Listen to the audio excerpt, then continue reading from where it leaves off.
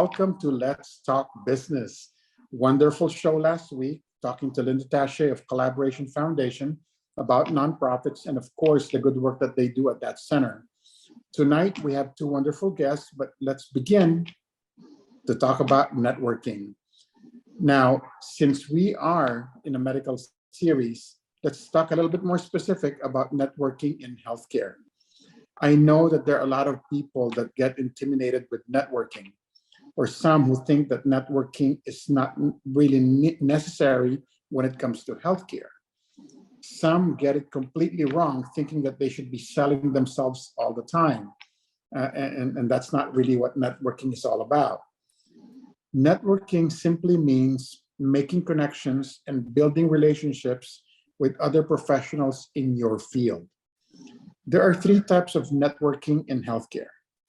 First one would be operational, making internal contacts within an organization or outside vendors to ensure or enhance functionality and efficiency. I gave an example last week about having a relationship with Medicare, for example, to ensure that you have somebody to call if they have an issue with billing.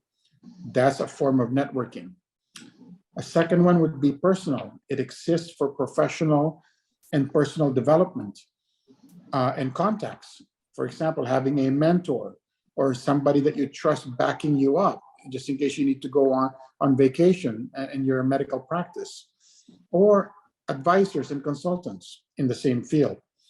So if you're stumped with something, there's somebody that you can call and say, hey, can you help me with this issue? The third one would be strategic.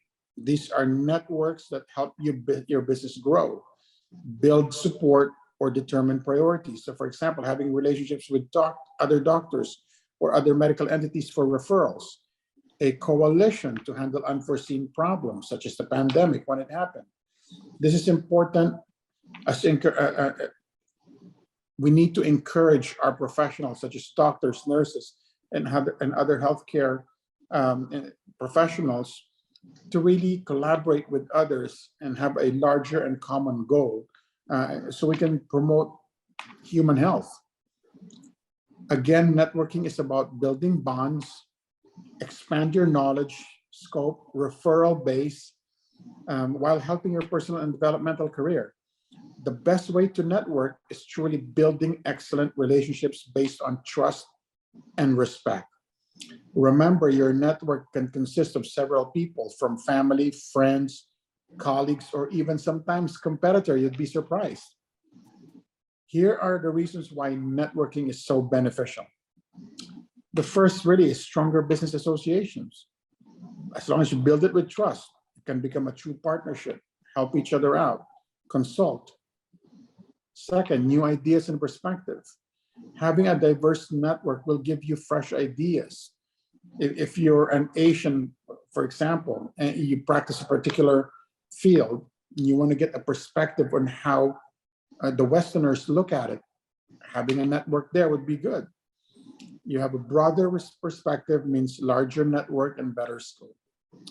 Third, raise your profile and advance your career, build your reputation, right? Increasing your network leads to more referrals.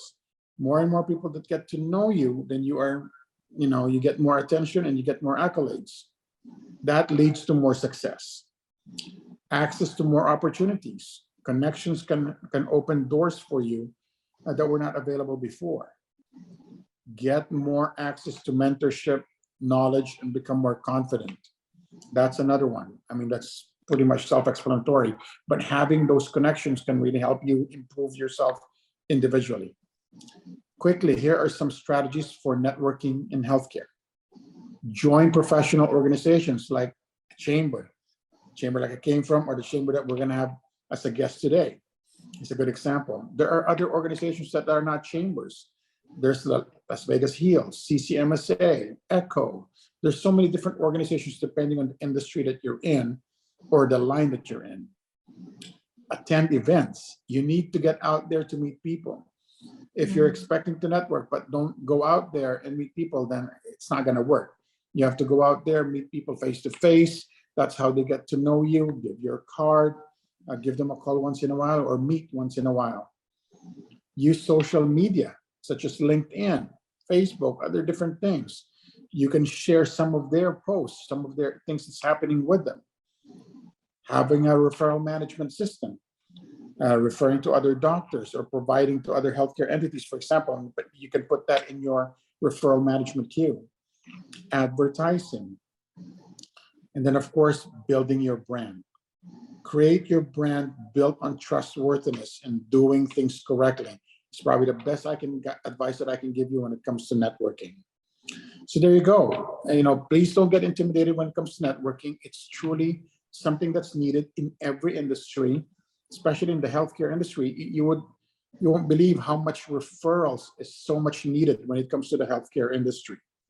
Okay, so let's take our break. When we get back, we're going to talk to a couple of people who can really give us very good perspective in networking. We'll be right back.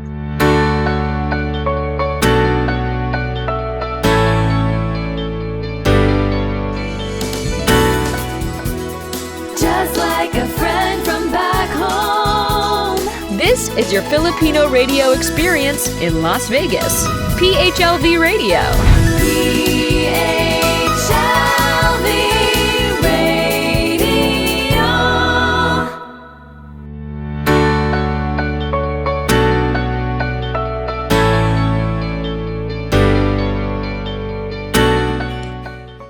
Welcome back. We have two special guests tonight to talk about networking in the healthcare industry. First, I have Kate Recto, President and Founder of the Philippine Chamber of Commerce of Southern Nevada. Kate, did I say that correct? Yes, you did. Awesome. And then we've got Maricres Crisler, who is the Senior Director of Clinical Operations or Clinic Operations for Firstmed Health and Wellness. Ladies, welcome to the show. How are you both tonight? Well, thank you for having us here. Awesome. Thank you for inviting us, Sonny. No problem. My pleasure. Okay, so I'm sure you heard my spiel about networking. But before we talk about networking, please, I want the audience to get to know you first. So let's tell us about your organizations and how you help people. Kate, let's start with you. Tell us about the chamber. Okay, so I'm president of the Philippine Chamber of Commerce of Southern Nevada. Now, initially, this chamber was founded in the late 90s, right? And I was a two-time president at that time. And then it just went on, and then people started to literally leave the face of the earth, right? So it was a very, very powerful organization. And so what we did was we actually just brought it back to life. And our thrust is to elevate the businesses of the members, give them leads, help them make money. We're not just an association, right? We are a working chamber. In short, people go there so they can make money and get leads from other people. Very good. I like that. Maricres, tell us about Firstmed.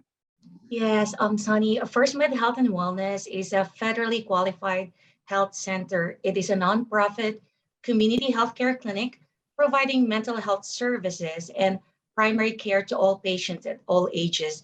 We see patients from newborns to seniors. The advent of Firstmed started way back 2009, actually. The organization per se is a brainchild of a group of physicians and healthcare professionals whose ultimate goal is to provide healthcare services to the underserved community in Las Vegas. We aim to be the one-stop facility. Our main goal is to ensure that you and your family has an access to range quality of care under one roof. We live by our mission, which is to provide efficient, quality, and affordable healthcare services in a holistic, caring, and compassionate environment that is accessible to all, regardless of the ability to pay. I love it. I just had a nonprofit last week as a guest, Collaboration Foundation. They do it's a one-stop shop as well too for children who are in the spectrum or autistic. So I love the concept of one-stop shop. Everything's there. It just makes it easier, right? Yes, indeed. Good. All right. You heard me talk about the value of networking. Both of you are excellent networkers. First, tell the audience why networking is so important to what you do. Let's start with Kate. as a chamber of commerce?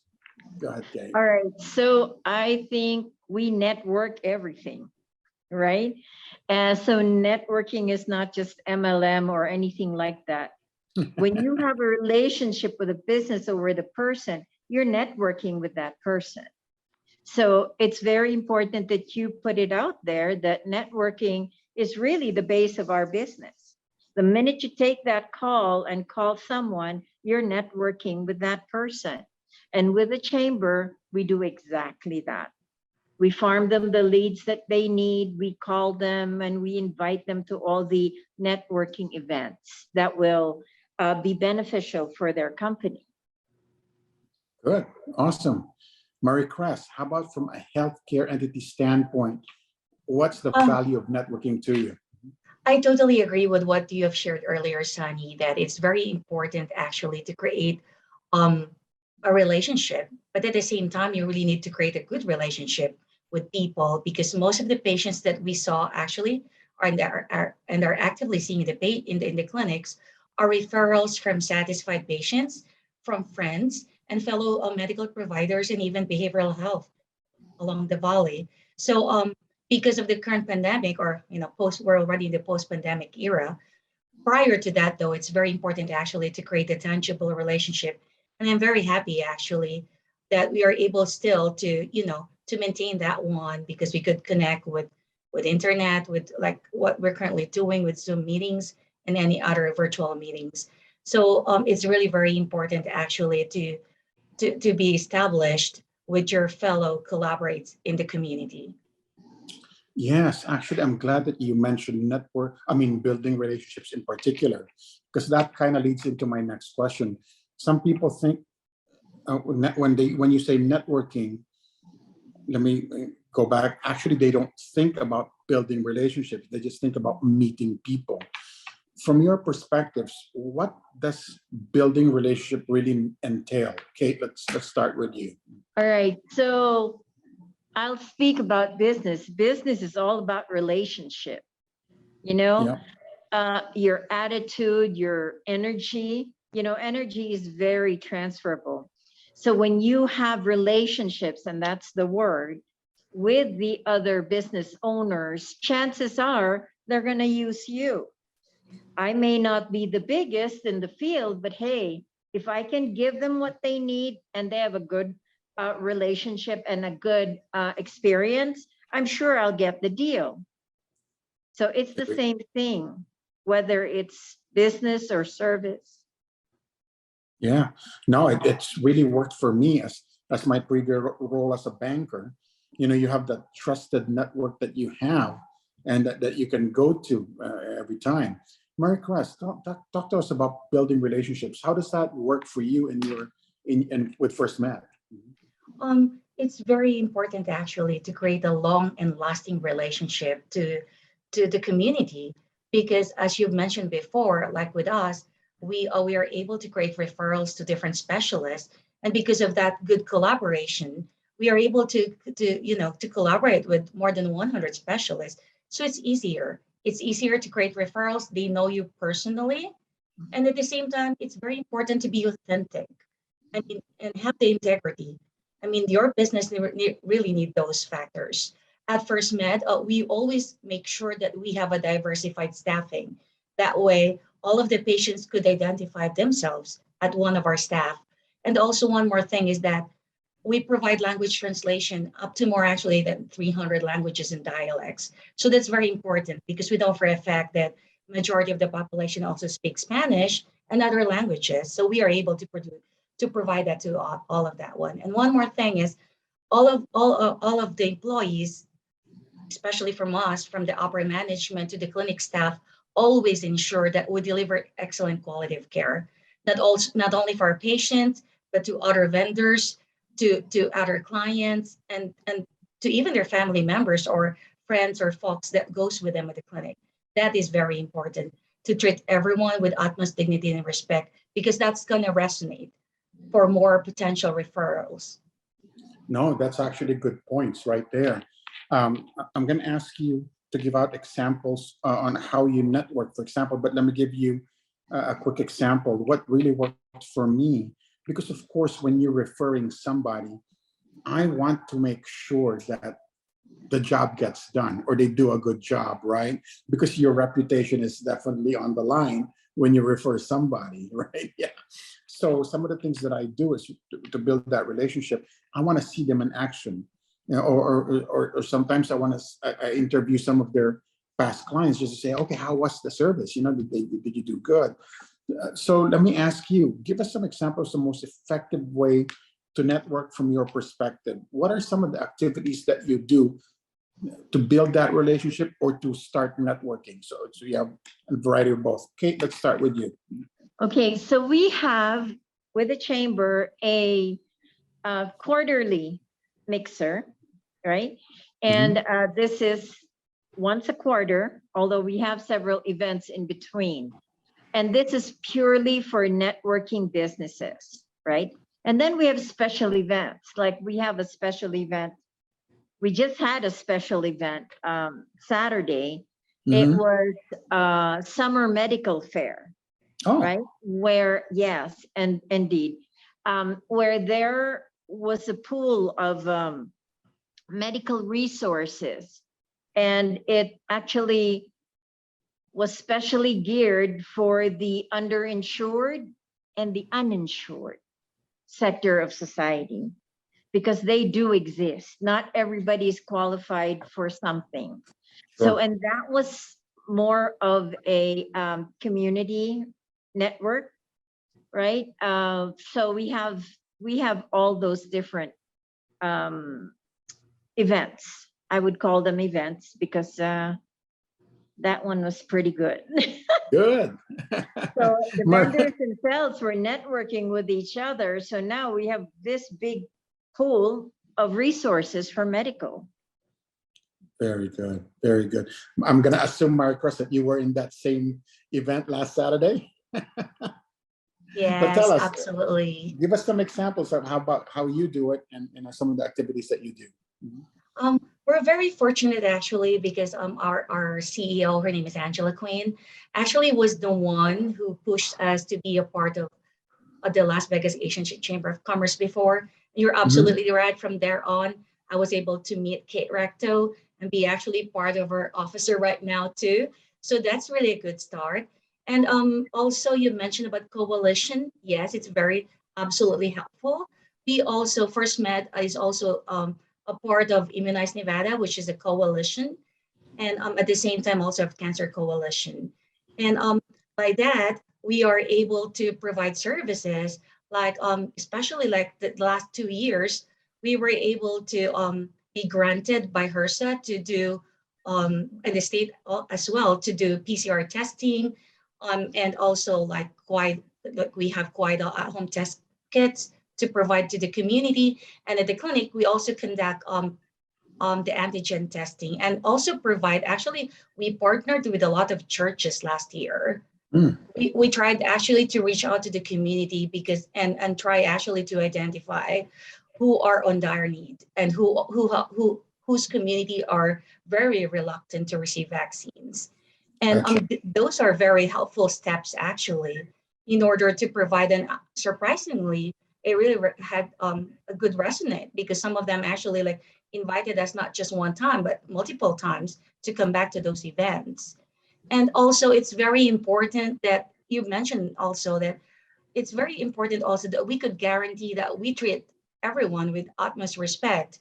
That's very important, I think. So that's a promise that we could provide at the clinic at Firstmed, that every patient that we see, we treat like our own family member. We always ensure to find possible ways to help every patient. 2 points that you said right there, that's really good. The first one is forming coalitions, right? One of the saddest things I've heard, and I've heard this from multiple doctors already here in Las Vegas, they've moved here from different states. And the one thing that they told me, Sonny, they were very surprised with the lack of coalition from doctors in the same field here. And they're like, wow. I go, what do you mean? I go, well, from the place where they come from, even though they're competitors, they get together quarterly, once in a while, just to talk shop pretty much and see how they can improve whatever their field is in general. And he said that he doesn't see us here. He doesn't see it a lot here.